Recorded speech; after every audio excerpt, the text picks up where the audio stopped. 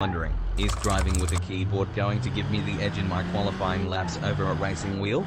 But instead, how much are these differences, and do I need to buy a rubber and metal circle to beat those scrubs in the latest F1 game? Today we find out.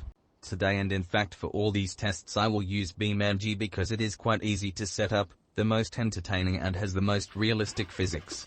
First, the wheel. Oh, and because this is a manual car, there is a shifter cam as well for your entertainment. A smoky start here at the automation test track. As I approach the first turns, I'm not showing a great amount of delicacy at the wheel. However, the drive mode is selected to comfort, which is limiting my control over how much the car slides. As you can see, the brakes automatically get applied sometimes. Without this, I would not be able to keep the car on the tarmac, but a sport setting would have been better. Surprising for such a car. This is a Cherry of Davachi with 266 horsepower to the front wheels, causing this wheel spin. The long gears could hinder speed on such a twisty circuit, even if there are 6 gears, not all of which may be used. If not obvious, I have had very little practice. I leave the track, losing some grip. This lack of practice makes this unscientific experiment even more unfair, but at least it will give an advantage to the laps that I will be doing on the joystick and keyboard. As I drive over this hill into this left, I mark my imaginary finish line. Next up, the Black Widow flight stick. Left, right, accelerator and brake are on the stick. I just got no momentum off the line there. Spun the tires for no reason. You can guess what I am using for the clutch axis. It gives me finer control and smoother gear shifts. I did try using that lever as a combined throttle and brake, but I thought that it was even more awkward to respond quickly to changes in grip. I recorded the clip with the wheel at about 40% force feedback, so I was less physically connected to the car than I realized, which disadvantaged me. But hopefully you are getting an idea for the layout of this course, which is very twisty, as you can see. The buttons for shifting up and down I was fairly satisfied with, and the brake button was great. It was the same configuration as Microsoft Flight Sim, so I was used to it, and I was never going to use the trigger for anything else with her. Thankfully with the ABS I applied either full blast or nothing and maintained grip. A joystick was, in fact, the input device I used for this game before I got this wheel after my controller broke. These are real analog inputs which are quite precise, and with some practice, I could get quite quick, minus the clutch. I am not doing it justice here by any means with my steering and throttle control. No camera for the keyboard, unfortunately.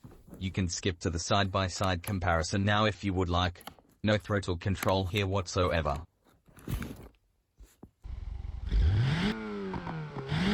Some players really like to practice using a keyboard, but I am not one of them.